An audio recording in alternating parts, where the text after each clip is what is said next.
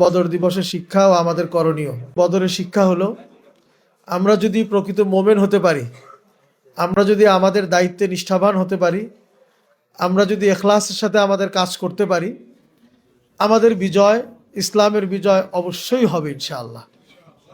এবং মনে রাখবেন, মোমেনদের প্রত্যেকটা দিনই কাজেই তার বিজয়। আমরা নামাজ পড়তে পারলাম, এটাই আমার বিজয়। আমি সুন্নাহ মোতাবেক চলতে পারলাম, এটাই আমার বিজয়। আমি একজন মানুষকে দ্বীনি দাওয়াত দিতে পারলাম, এটাই আমার বিজয়।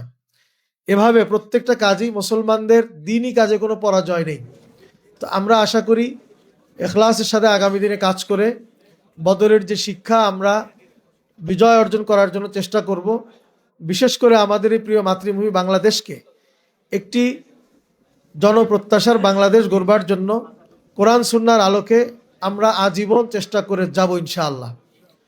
প্রিয় ভাইরা আমার, সাথে সাথে আপনারা জানেন আজকে বিশ্ব নারী দিবস। এই নারী দিবস পালিত হচ্ছে, আমাদের দেশেও পালিত হচ্ছে। বিশ্ব নারী দিবসে আমরা জানেন আমাদের বাংলাদেশে আগেও নারী প্রধানমন্ত্রীরা ছিল।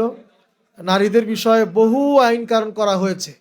নারী নির্যাতন রোধে, নারীদের সুরক্ষায় আমরা দেখেছি যত আইনই হয়েছে, বাংলাদেশে ধর্ষণের পরিমাণ ক্রমাগত কমেনি, বরং বেড়েছে। কি বলেন, ঠিক না? আমরা দেখেছি বাংলাদেশে বহু আইন করা হয়েছে। আমরা দেখেছি নারীর প্রতি সহিংসতা, নির্যাতন কমেনি, বরঞ্চ প্রতিনিয়ত বাড়ছে। আজকের এই বিশ্ব নারী দিবসে আমরা সুস্পষ্ট ভাষায় বলতে চাই, যদি আমাদের প্রিয় মাতৃভূমি সহ গোটা দুনিয়ায় আমাদের মায়ের জাতি, নারী জাতির যদি আমরা সুরক্ষা দিতে চাই, তাদের যদি কল্যাণ করতে চাই, তাদের যদি সম্মান রক্ষা করতে চাই, অবশ্যই আল্লাহ পাক প্রদত্ত, আমাদের যিনি সৃষ্টিকর্তা, মহান আল্লাহ প্রদত্ত যে বিধান, কোরআনের বিধান, সুন্নাহর বিধান, সেই বিধান, সেরাই বিধান ছাড়া নারীর সুরক্ষা কখনোই সম্ভব নয়। এজন্য আসুন এই নারী দিবসে আমরা সরকারের প্রতি উদাত্ত আহ্বান জানাই, এই আমাদের নারী জাতির সুরক্ষা এবং সম্মান রক্ষার্থে, তাদের অধিকার প্রতিষ্ঠার জন্য রাষ্ট্রীয়ভাবে শরিয়া আইনকে প্রতিষ্ঠা করেন।